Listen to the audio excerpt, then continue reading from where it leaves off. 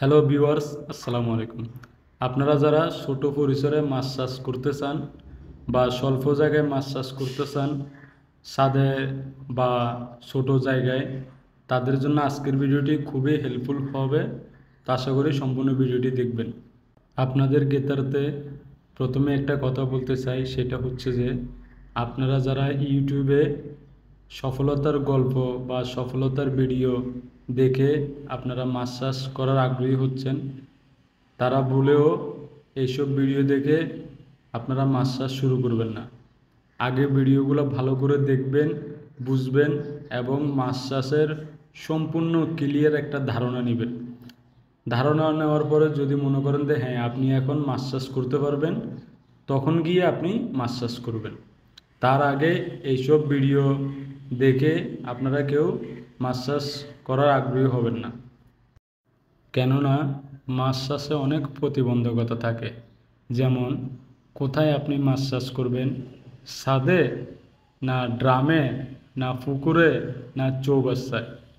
তো অনেক পরিবেশে অনেক মাছ চাষ করা যায়।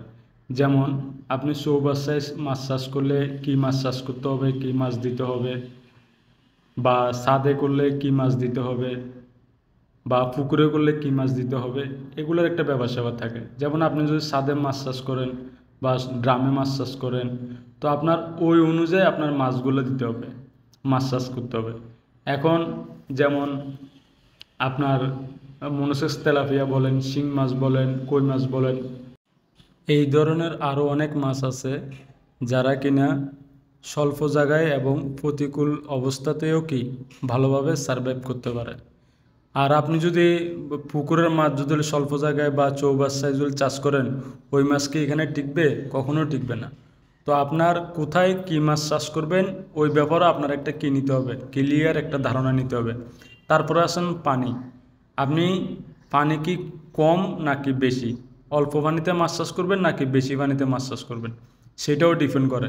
এবং পানির পিএইচ, টিডিএস এগুলো ঠিক আছে কি না সে ব্যাপারে আপনার সজাগ দৃষ্টি রাখতে হবে। তা না হলে কি হবে, মাছগুলো মারা যাবে।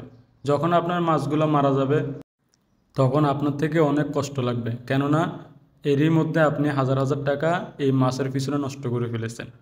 তো এই ছিল বন্ধুরা আজকের এই ভিডিওটিতে যদি আপনারা উপকৃত হন অবশ্যই পাশে থাকবেন আর এই চ্যানেলটি সাবস্ক্রাইব করবেন। আল্লাহ হাফেজ, আসসালামু আলাইকুম রহমতুল্লাহ।